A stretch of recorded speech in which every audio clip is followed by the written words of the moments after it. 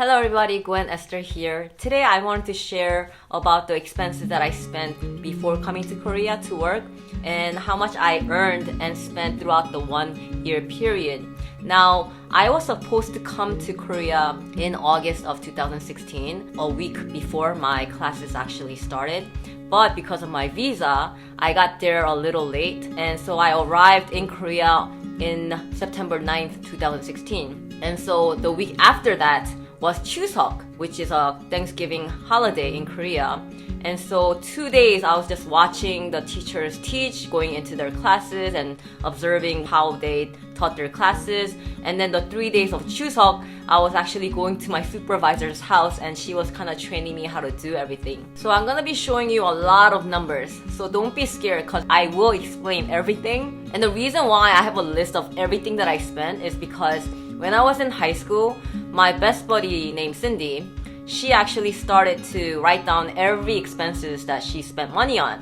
And I thought that was such a good idea that I started doing it, and I've been doing it ever since. So I've been doing it over 2 decades. I do have every expenses that I spent in 2016, and that is what I'm gonna show you. Through this video, I hope that I can help you to see how much you can potentially save in your first year working in Korea. Now, before I go into the numbers, I'm going to share that I don't live in Seoul. I live an hour away from Seoul in Gyeonggi-do area, specifically in Anseong. And I work in a private school, which is not a public school. So private schools do get a little bit more than public schools. So my starting salary was probably a little more than 2 million won. I can't disclose my paycheck because that'll be breaching my contract.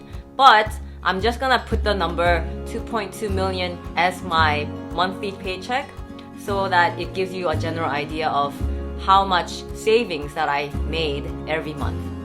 So in a span of 2 months before moving to Korea, these are the things that I needed to get done before moving to Korea.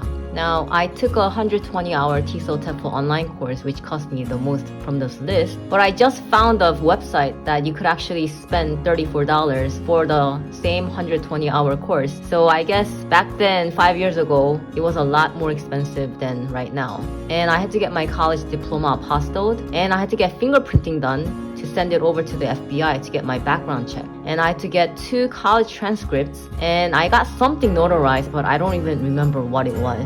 And I used Priority and USPS mail for something. So the total came out to $438.55. So when I moved into my studio in September, it came with a mattress, small refrigerator, washer, a wardrobe, and a small TV. On the contract, it said that they would provide the bedding, like the blankets and the sheets. But when I got there weren't any, so they gave me 100,000 won to buy some. And the house products are things you would need in your everyday life, like kitchenware, detergents and soaps, toiletries, and a clothes rack to dry your clothes because there's no dryer.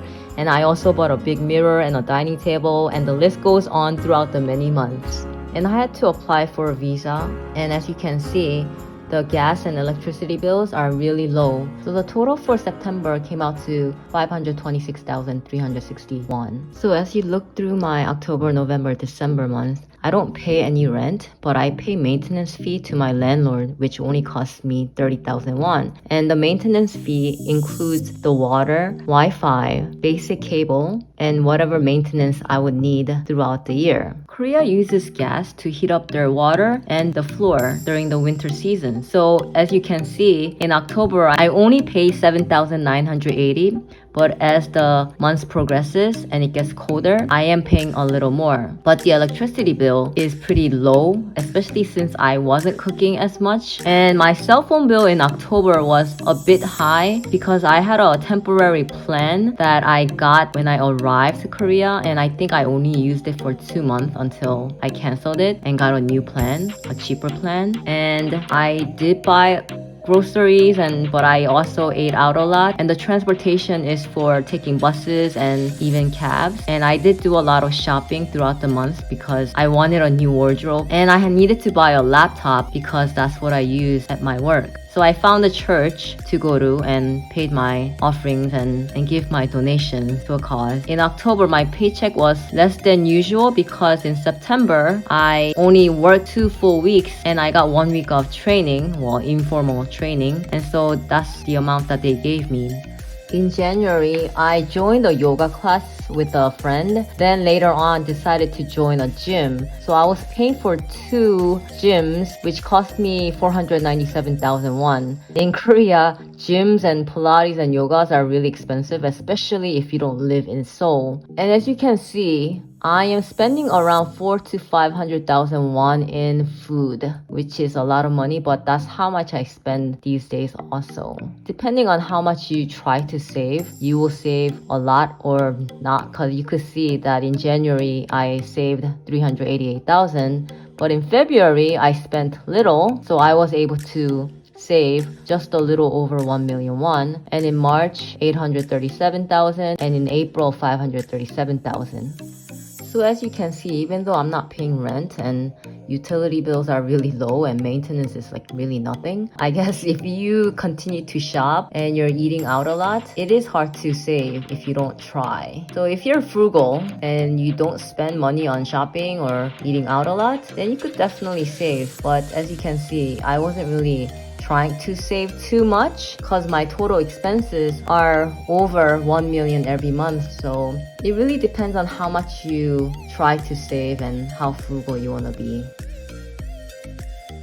So in 1 full year of working in South Korea as a private English teacher, I spent a total of 16,117,608 won, and my paycheck was 25,900,000 won.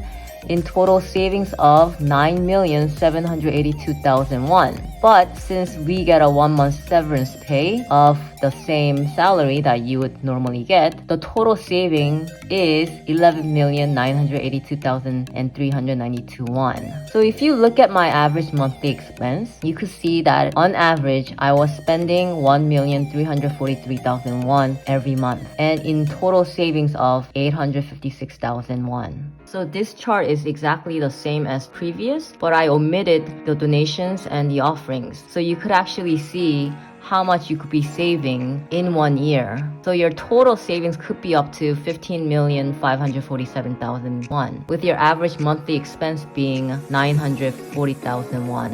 If you're still watching this video, thank you! I know those are a lot of numbers, lots of charts. I hope your brain's not fried like mine. It took me a long time to put all those numbers together and make those charts because I wanted to help anyone who is interested and who wants to know how much they could actually save working here in Korea for a year or more. And so thank you for watching, and I'll see you next time. Bye!